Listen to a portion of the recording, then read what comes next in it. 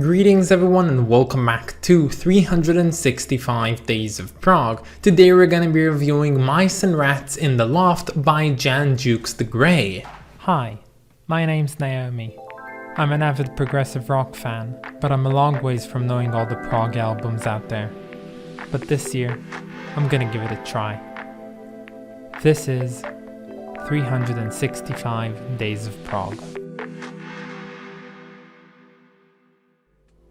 I can't believe I managed to say their name on the first day. Can I do it again? So it's Mice and Rats in the Loft by Jan Dukes the Grey.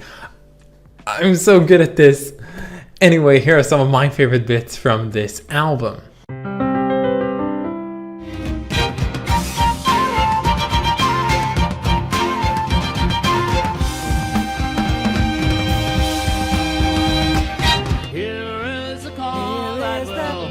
Take you and all that you have if you listen to me.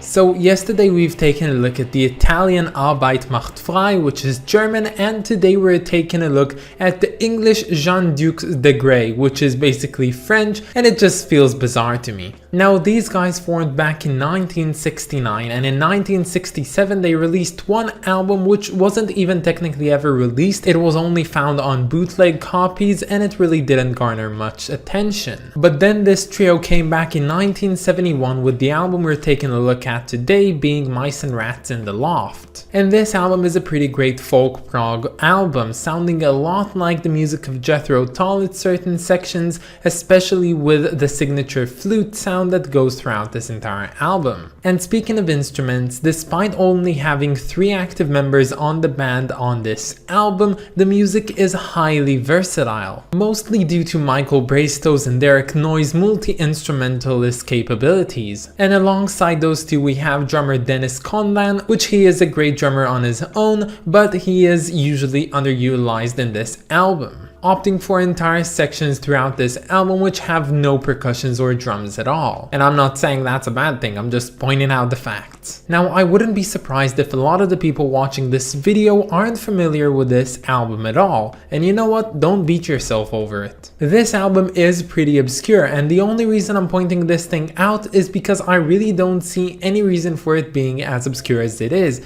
I think that an album on this level with this type of great folk prog music should be well better known. And I personally even like this album more because it only has 3 tracks on it, which means each and every one of them is pretty long, and that's something that I really like about my music. So we have the entire A-side taken by Sun Symphonica, which is a fantastic track, and then we have B-side which has 2 tracks called Call of the Wild and the title track of Mice and Rats in the Loft, which surprisingly doesn't even last to 10 minutes. And each and every one of those tracks is unique for its own, all incorporating to some extent the folk proggy / psychedelic influences that make this music so fantastic to begin with. So firstly we have Sun Symphonica, which begins with what is most akin to the music of Jethro Tull, i.e. the era of Thick as a Brick, sorta like that, but then it switches out to a more drum driven section, and then it actually incorporates some orchestral instruments, especially the strings, which sound completely fantastic on this song in particular. Now I gave this album actually 2 listens when usually I give an album only 1 listen,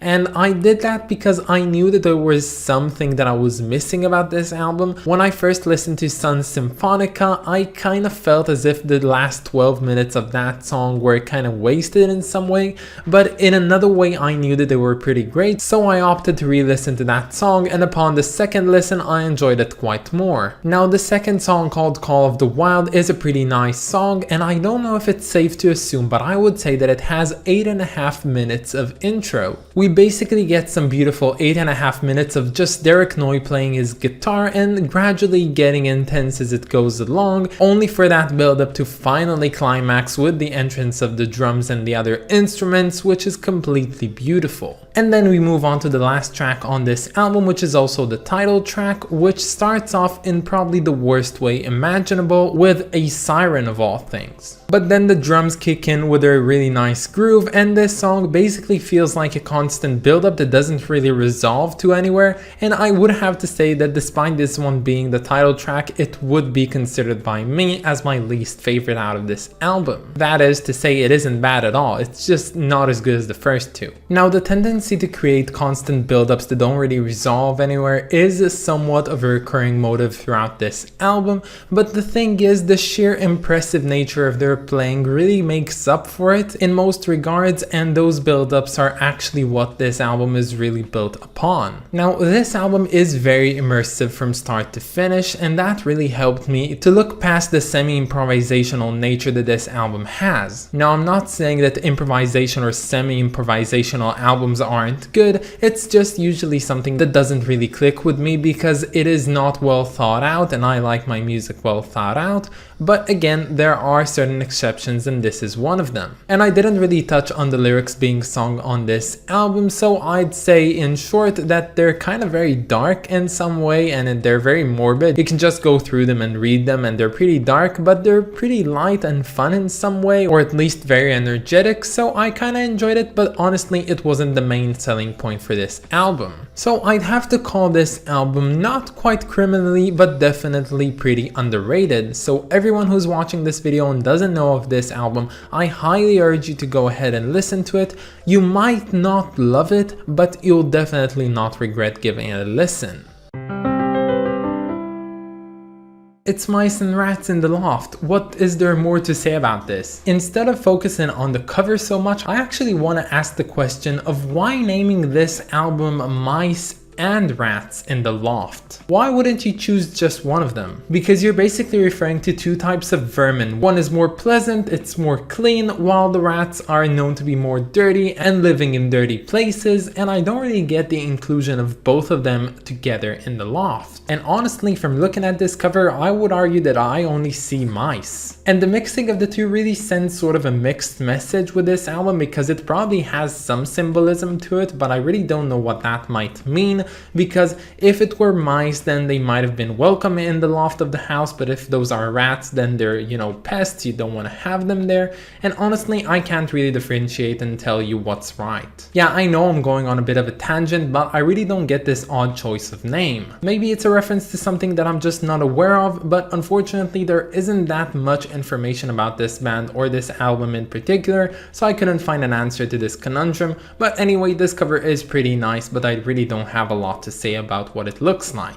So I wanted to give this album a rating of 7, but then I gave it another listen because I knew that there was more to be found on it, and it did definitely kind of change my view on it, so now it's receiving a very opt rating of 8 out of 10. But that's about it, guys. I hope that you enjoyed this video, and stay tuned for tomorrow because we're going to be listening to Mass Media Stars by Aquafragile. I of course want to thank my lovely supporter over on Patreon, so thank you so much to Clay Walnum. You are the best, and if any of you want to support me over on Patreon, you can find the link down in the description or in my About page. But that's about it, guys. Have a wonderful day, and I'll catch you all tomorrow. Bye, guys.